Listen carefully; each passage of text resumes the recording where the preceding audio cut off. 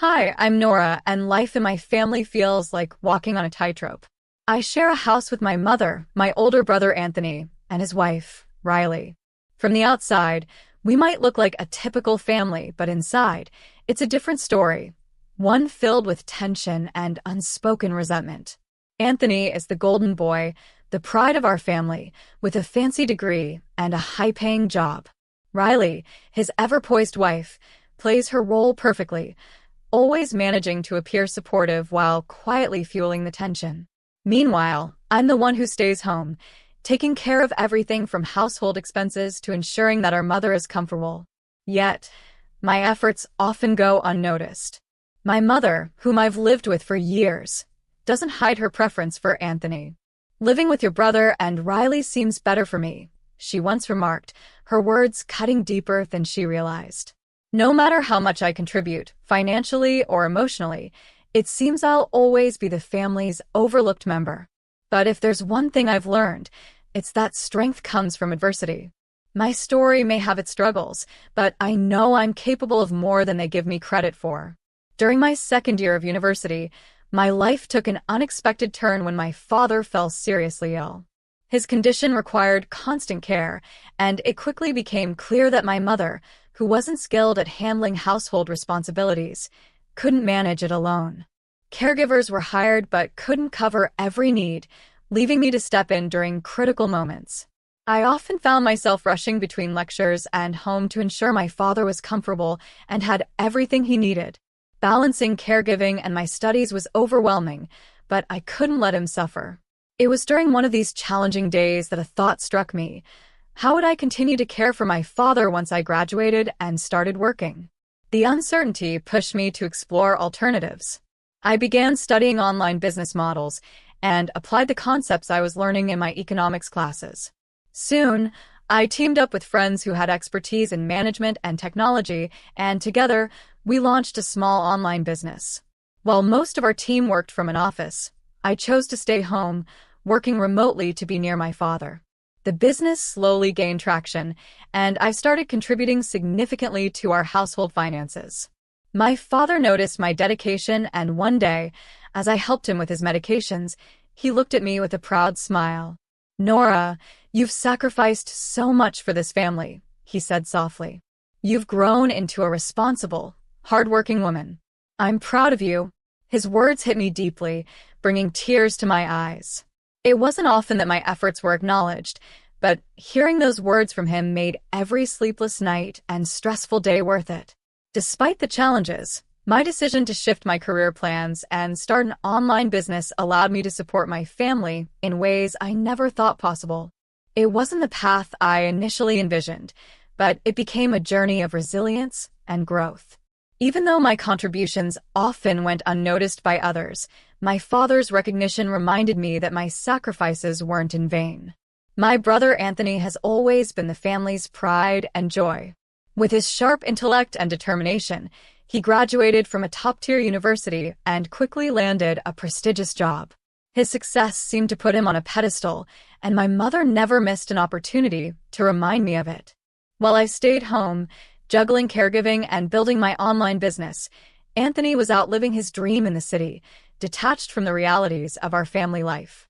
Shortly after securing his job, Anthony distanced himself from us entirely. He stopped answering our calls, ignored our messages, and acted as if we no longer existed. It was as if he had cut all ties, leaving my father and me confused and hurt. My father had supported Anthony financially through his education, ensuring he had everything he needed to succeed, yet Anthony showed no gratitude. His silence was a heavy blow, especially when my father's health was deteriorating and we needed all the support we could get. Then, out of the blue, Anthony reached out. After years of no contact, his sudden call took us by surprise. But it wasn't a warm reconnection. Instead, he called to ask for $99,000 as a wedding gift. His demand was as shocking as it was audacious. My mother, ever the doting parent, seemed hesitant but willing to consider it. She justified his request, saying, "It's a parent's duty to help their children start a new life." Her words angered my father, who had been silently listening. "Why should we give him anything?" my father asked, his voice trembling with both frustration and sadness. He abandoned us, never once checked in, and now he expects us to fund his wedding. My father's disappointment was palpable.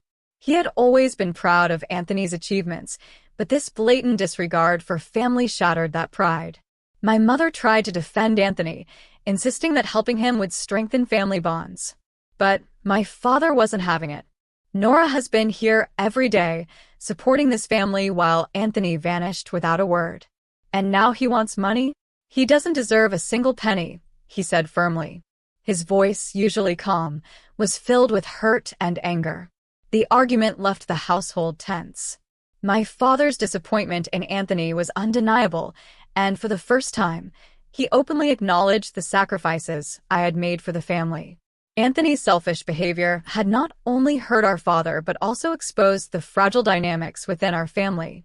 It was clear that his priorities lay elsewhere, and his actions left a lasting scar on our already strained relationships. My father's passing was as sudden as it was heartbreaking. One morning, I went to check on him, only to find him unresponsive. Panic surged through me as I called an ambulance, but it was too late. He was gone.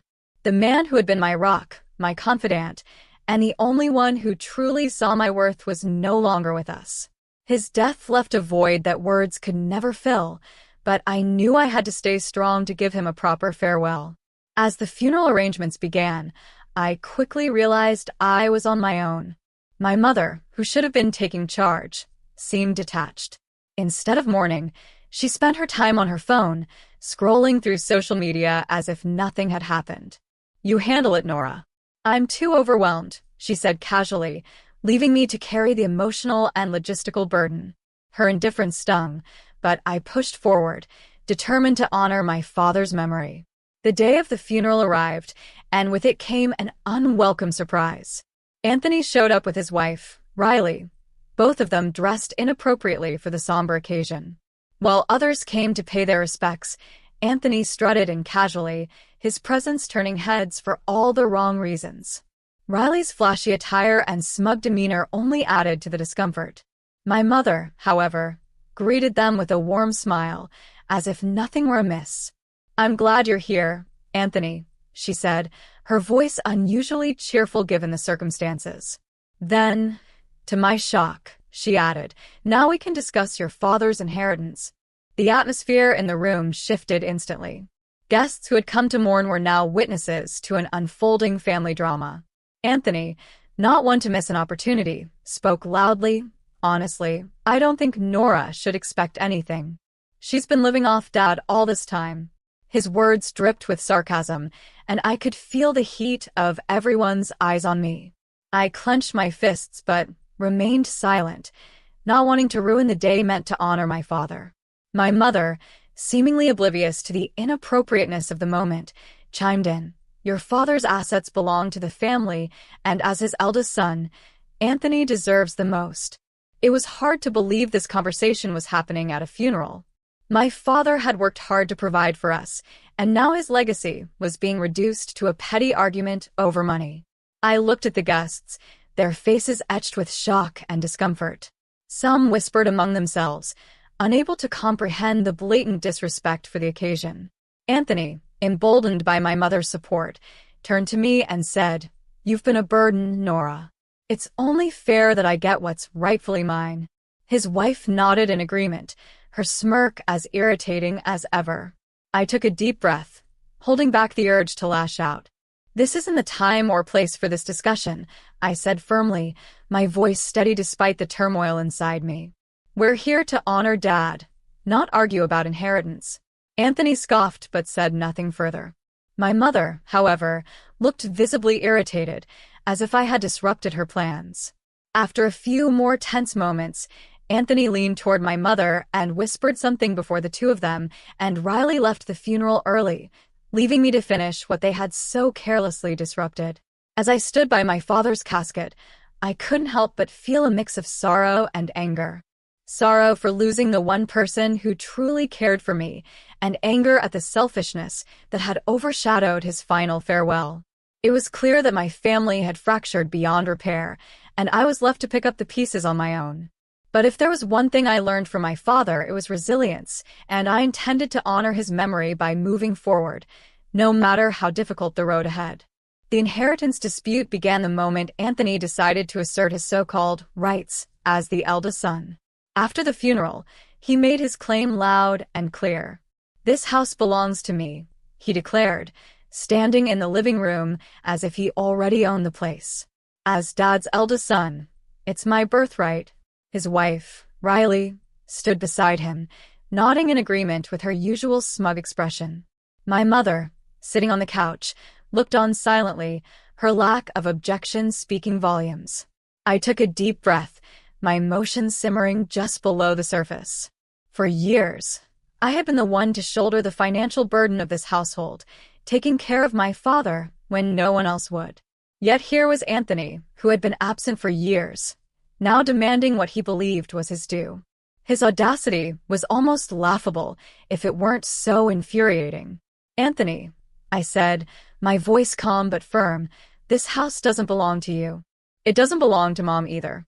Legally, it's mine." The room fell silent. Anthony's smug demeanor faltered, and for a moment, even Riley looked taken aback. "What are you talking about?" Anthony finally asked, his tone dripping with disbelief. "I'm talking about the fact that Dad entrusted this house to me before he passed," I replied, holding my ground. "He transferred ownership to my name because he knew I was the one taking care of him and supporting this family." Anthony's face turned red with anger. "That's impossible. Why would he do that? You don't even have a real job. You've just been freeloading here." I felt my hands tremble, but I refused to let his words get to me. "Freeloading?" I shot back, my voice rising slightly. "Do you have any idea how much money I've poured into this house? While you were off living your life in the city, I was here, making sure Dad got the care he needed, paying bills, and keeping this house running." I glanced at my mother, hoping for even a hint of acknowledgement, but she avoided my gaze. Her silence stung more than Anthony's accusations. It was as if all the sacrifices I had made meant nothing to her. "Let me remind you," I continued, my voice steady again, "Dad's savings ran out long ago, thanks to Mom's spending habits. After that, I started giving $3,000 a month to support the household. Dad knew I was the only one who could be relied on, which is why he made sure the house would stay in my name." A flashback played in my mind as I spoke. I remembered the day my father told me about the transfer. "Nora," he had said, his voice weak but resolute, "I want to make sure you're secure. You've done so much for this family, and I trust you to do what's right." Those words had given me strength then, and they gave me strength now. Anthony, however, wasn't ready to back down. "This isn't fair," he shouted. "I'm the eldest son. I deserve this house. What kind of family betrays their own blood like this?" I felt a bitter laugh escape my lips. "Betrayal?" I echoed. "You abandoned us for years, Anthony. You didn't even bother to check on Dad when he was sick. The only betrayal here is your sudden return, thinking you can take what isn't yours." Riley, clearly uncomfortable, tugged at Anthony's arm, whispering something I couldn't hear. My mother, finally breaking her silence, spoke in a low, defensive tone. "Nora, maybe we should share the house. It's what your father would have wanted." I shook my head firmly. "No, Mom. Dad wanted me to have this house because he trusted me. You and Anthony have shown nothing but selfishness, and I won't let you take advantage of me any longer." Their betrayal had deepened my resolve. This house wasn't just a property. It was a symbol of my father's trust and my years of sacrifice. I wasn't about to let it fall into the hands of those who only remembered family when it was convenient for them. For the first time in years, I felt truly empowered, ready to break free from their toxic hold and build a life on my own terms. The time had come to break free. After years of sacrifice and unacknowledged contributions, I made a decision that would change everything. I was leaving. Standing in the living room of the house that held so many painful memories, I faced my mother, Anthony, and Riley. Their faces were a mix of shock and disbelief as I announced my decision. "I've had enough," I said firmly. "I've supported this family for years, and all I've received in return is disrespect and betrayal. I'm done. I'm leaving this house, and I'm cutting all ties with you." Anthony scoffed, leaning back in his chair. "Where will you even go, Nora? You've always been stuck here, playing the martyr." I met his gaze, without flinching. "That's where you're wrong. I've been planning this for a long time. I'm selling the house and moving abroad. I have no intention of staying here, surrounded by people who only see me as a burden." My mother's eyes widened in disbelief. "You can't sell this house. It's been in our family for years." "It hasn't been our house for a long time," I replied coldly. "It became mine when Dad transferred ownership to me. He trusted me to take care of it, and now I'm making the decision to let it go." The room fell silent, but I could feel the tension simmering beneath the surface.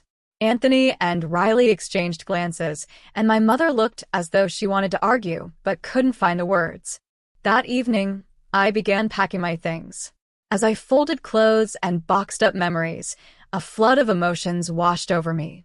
I thought about the countless times I had stayed up late, balancing caregiving and my studies, only to be met with indifference. I remembered my father's words of encouragement, the rare moments of validation that kept me going. And I thought about the countless ways my mother and Anthony had taken me for granted, their selfishness cutting deeper with each passing year. But alongside the bitterness, there was a growing sense of relief.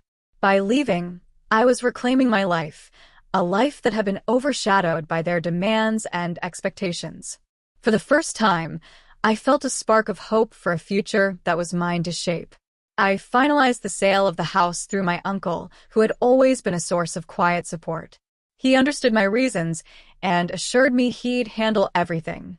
Once the sale was complete, I booked a one-way ticket to a tropical destination I had always dreamed of. It was my chance to start over, far away from the toxic environment I had endured for so long. As I locked the door for the last time, I felt a strange mix of sadness and liberation. The house had been a symbol of both my struggles and my growth, but it no longer defined me. Walking away, I left behind not just bricks and mortar, but the weight of a family that had never truly valued me. This was my new beginning, and I intended to make the most of it.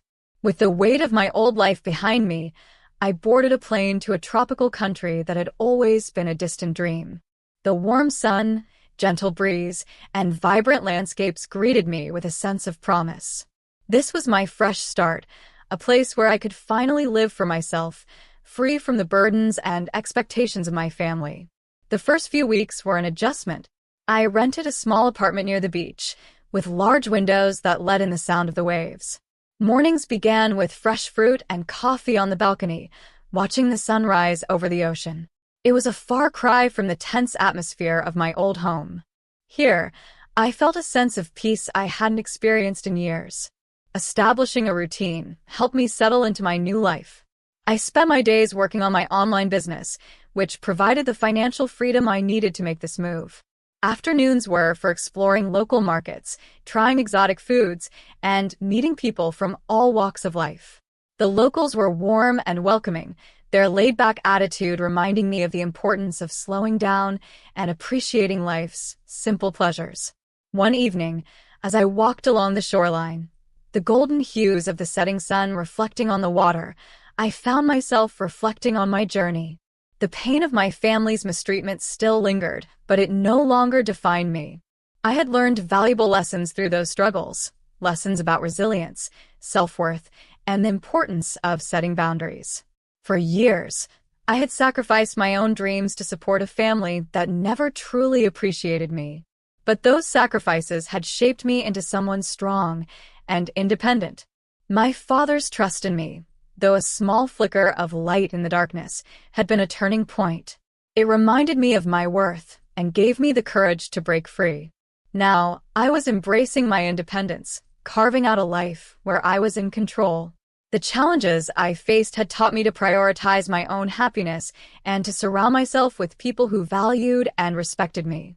The future was no longer a source of anxiety, but one of excitement and endless possibilities. As I stood on the beach, watching the waves wash over the shore, I felt a deep sense of gratitude for the strength I had found, for the opportunities ahead, and for this beautiful new chapter. Life had tested me, but I had come out stronger, ready to embrace the freedom and joy that I had always deserved. This was my new beginning, and I couldn't wait to see where it would take me. Back in my old life, my family's downfall was inevitable. Anthony, Riley, and my mother had always lived beyond their means, and without me to quietly fill the financial gaps, their recklessness caught up with them. News trickled in through my uncle, who kept a distant but watchful eye on them after I left. It didn't take long for their lavish lifestyle to collapse under the weight of their mounting debts. Anthony and Riley had moved into a small, cramped apartment in the city after being evicted from the house I sold. Their savings quickly dwindled, leaving them to juggle part-time jobs just to keep up with basic expenses. Meanwhile, my mother, who had always enjoyed her outings and indulgent shopping sprees, found herself struggling to adjust to a much more frugal lifestyle. Debt collectors began showing up at their door, their calls relentless and threatening. The life they had built on illusion and entitlement was crumbling. They borrowed money from risky lenders, hoping to stay afloat, but that only worsened their situation. Each bad decision dragged them deeper into a financial hole, and their relationships with one another grew increasingly strained. The once proud family that had dismissed my contributions was now barely holding itself together. As for me, I felt no desire to return to that toxic environment. My uncle occasionally updated me, his tone tinged with quiet disapproval of their actions, but I kept my distance. I had made the conscious choice to prioritize my happiness and build a life of my own. The struggles they now faced were of their own making, and I had no intention of being pulled back into their chaos. I often reflected on the irony of it all. The same people who had mocked me for staying home and working quietly were now the ones scrambling to survive. It wasn't schadenfreude that I felt, but a bittersweet sense of closure. I had offered them my support for years, only to be met with indifference and betrayal. Now I was free, living a life filled with peace and purpose, while they faced the consequences of their choices. Walking along the shoreline of my new home, I felt a profound sense of contentment. My journey had been fraught with challenges, but it had led me to a place of strength and independence. I had no regrets. My family's downfall was their own doing, and I was finally at peace, focused on my happiness and the brighter days ahead.